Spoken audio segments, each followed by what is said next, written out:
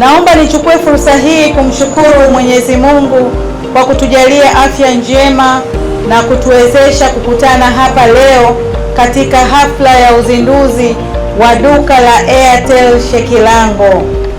Tukio hili linaashiria dhamira yetu ya kuendelea kusogeza huduma bora karibu zaidi na wananchi wetu.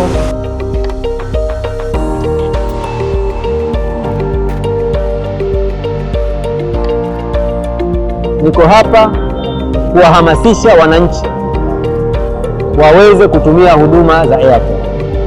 Wanufaika wa bidhaa za Airtel kwa haraka kabisa ni madereva wa bodaboda wilaya ya Ubungo.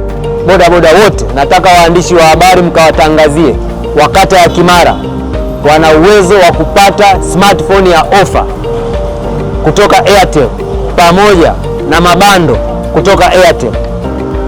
Kwenye vituo vya bodaboda vyote ndani ya wilaya ya Ubungo sasa vinaweza kupata ruta ya pamoja ambayo itapunguza gharama za mabando.